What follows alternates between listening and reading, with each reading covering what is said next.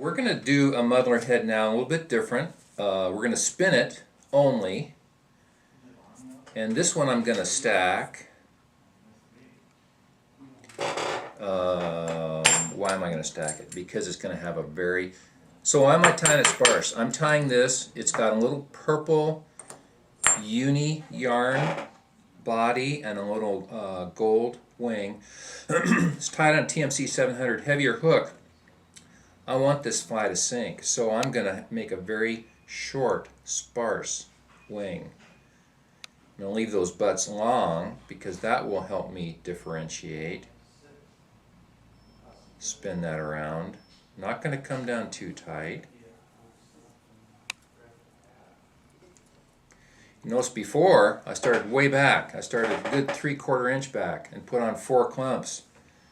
This one I've started to spin on the hair much closer to the head.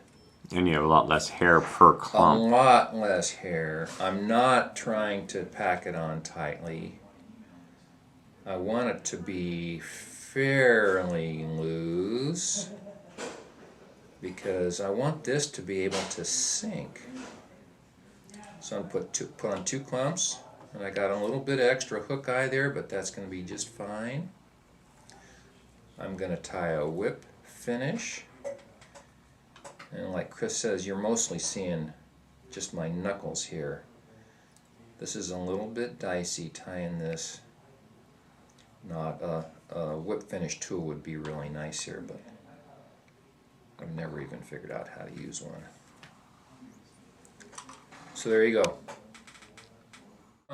We tied this very sparsely on a TMC 700 hook, and I implied that it was going to be easy to find the separation point for the head, but it's not. So I'm just kind of boldly reaching in there.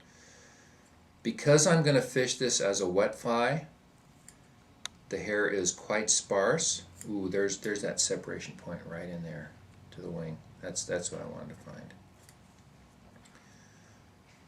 I'm going to make this head is not packed tight, and the head's going to be rather small,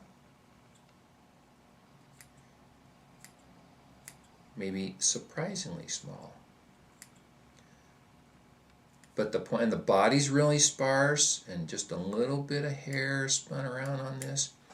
So I need some shorter scissors to get in there. So I'm going to slide these scissors right in by the hook eye. And by the way, you know, when you get, I call these muddlers for real fishermen. Some of the commercially tied muddlers you see in the shops are absolute exquisite works of art, and they do catch fish. And my muddlers have usually a lot of butt sections and stray hairs and things. You see my hand shaking. I've had just enough coffee this morning. These flies, here's a few butt ends hanging out here. I'll pull them out. Don't need to. See how sparse this one is compared to this guy? I mean, these are kind of two extremes. Wet fly, dry fly. There you go.